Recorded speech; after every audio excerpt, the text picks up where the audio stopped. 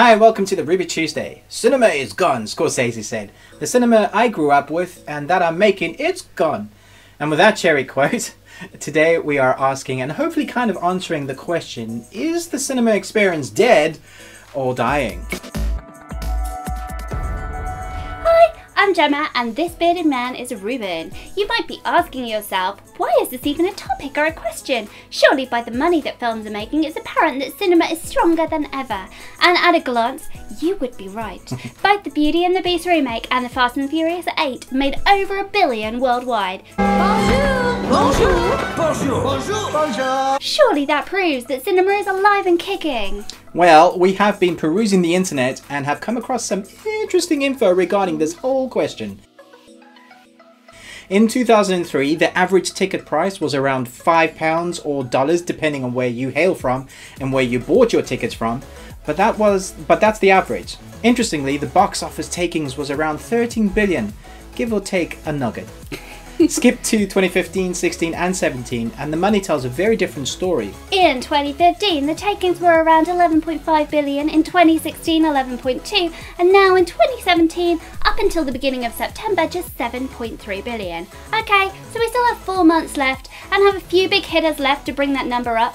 With films like Star Wars Episode 8, Geostorm, Blade Runner 2049, Thor Ragnarok and It, 2017 may yet make a comeback, but we haven't talked about the ticket prices. Yeah, ticket prices now range anywhere from $8/pounds to 15 depending on where you watch your selected flick.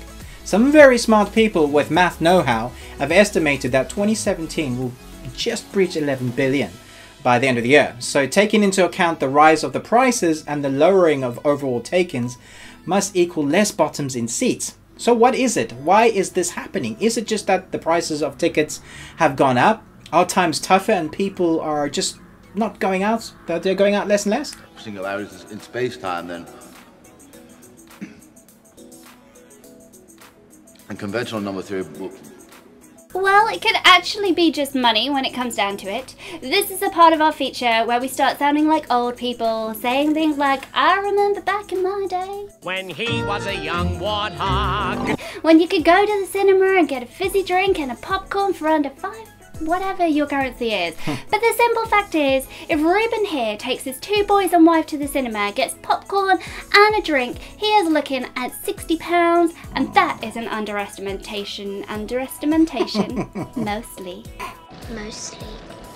Oh yes, even if I do the combos at our local cinema for $12.99, get a large Coke and popcorn and a small bag of sweets, and my youngest I share a drink with, and we share the popcorn, and my oldest gets a drink of his own, which is $3.75. My wife wants a slushie, and then we're watching in 3D, in which costs £1 extra, and there's another £4.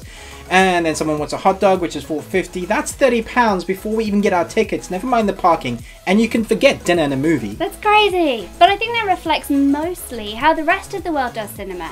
So that's the money. What about the actual experience? 3D was big again for a while, and James Cameron insisted that 3D was here to stay, not just a gimmick. Well, a few years later, Hollywood are phasing 3D out, and the world is tired of waiting for the supposed sequels of Avatar 2, 3, 4, 19, whatever. We got tired of waiting for another decent 3D film, so everyone's squinty eyes are done with 3D. So 3D is out unless Mr. Cameron comes back with a new trick up his sleeve. So putting the ticket prices aside, what about the actual movie experience? You sit in a darkened cinema with maybe a couple of people you know and a couple of hundred others if the film is doing well, or maybe it's just empty. A number of advertisements tell you to buy things like a car, because that's what everybody goes to the cinema for. Yeah, that's what I want. You want to buy a new car, right? Yeah. And then Mackie D says, buy this McFlurry. It'll give you the life you want and a girlfriend or boyfriend. Wait, I think that's Coke. And then they say, turn off your phones. Don't make a noise, talk, shuffle, or move. No sudden ringtones. No glaring screens. No talking. And if you do, you'll be ejected from the cinema, or somebody will shout obscenities at you for ruining their dark cinema experience. Now don't get us wrong, we love losing ourselves in a good story, and it is very annoying if someone chats the whole way through, or a glaring phone is typed on by some person who for some reason never figured out how to turn off the automated typing sound on their phone. It's very annoying. Very annoying. But it's all got very policed as well. Now back up, put the gun down, and give me a pack of tropical fruit bubblicious. Yeah, over the last year, the powers that be tried to quell the downloading society as well, but that's a losing battle because mirrors of each page immediately jump up after they've been taken down. And with private VPNs, it's hard for them to police in a way that would be beneficial to them and not a massive waste of time. And then there's the Hollywood people that come Oscar time leak their films so that they can gain traction before it hits awards.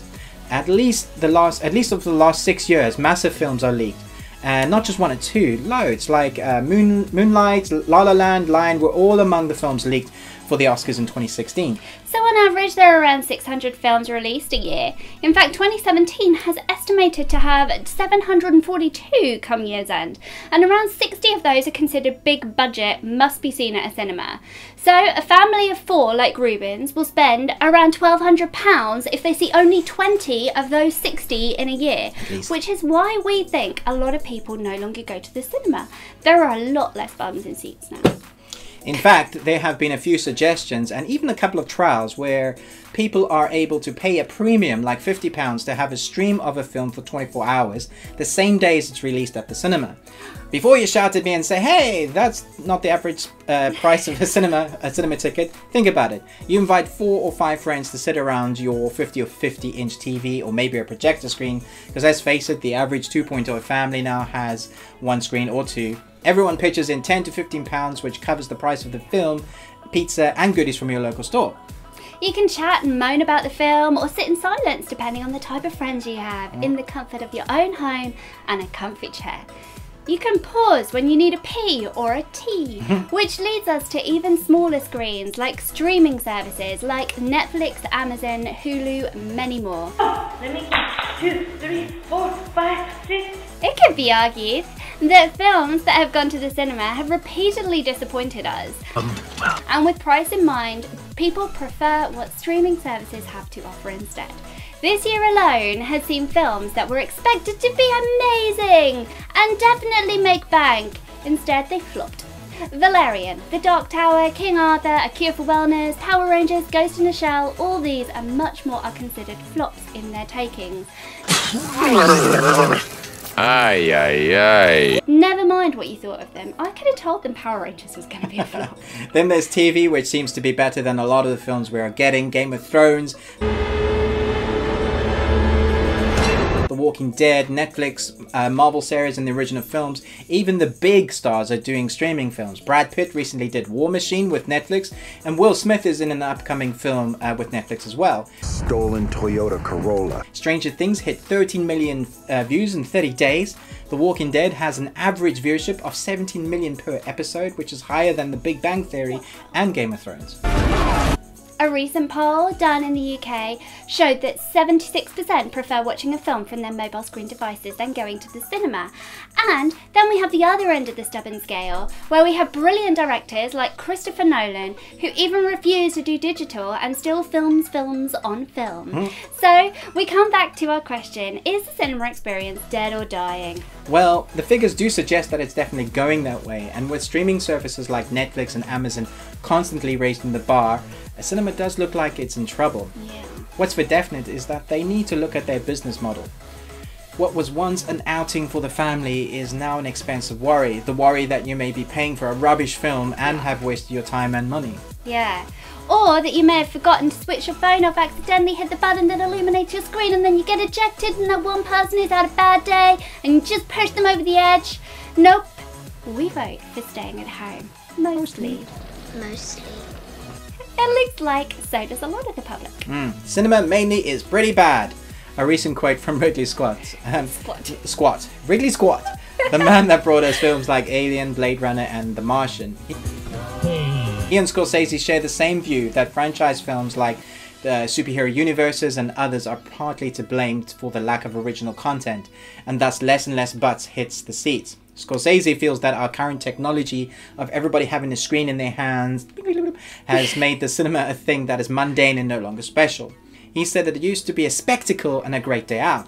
To see something like Lawrence of Arabia was epic. but now we are saturated and no longer see cinema as something beautiful, but just everyday. So, is cinema dead? No, of course not. We have it in droves all over the place, on our phones, TVs, iPads, pretty much any screen, even on some watches. But the cinema experience may well be dead, and we don't even know it. If two of the greatest directors of our time are concerned about the cinema experience, shouldn't we be? Shouldn't the powers that be at Hollywood film studios be worried? Shouldn't they? They should. It's with trepidation and fingers crossed that we look at the current slate of films left for 2017 and wonder what the cinema experience will hold for us in the future. We can but hope the prices will reflect their experience one day, that confectionery won't make us go bankrupt, and that new fresh content will once again tempt you viewers into putting your butts in the seats, and that out of the 750 odd films slated for 2018, at least 50 will be worth their cinema experience. Thanks so much for joining us. Do check out our other features, reviews and gameplay videos.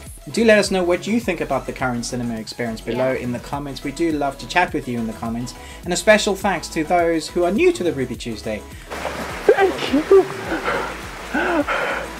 And thank you to all of our returning viewers. You guys are super awesome. Yeah. Well, okay, so thumbnails. Thumbnails. Can we do... To a cinema experience. I don't know. Psycho. Yeah, because the thumbnail's still, so I don't know why I was moving. Yeah, but then and then you can add a knife in later. I can, and then blood and yeah, I'll do all that. That'd Cool. be cool.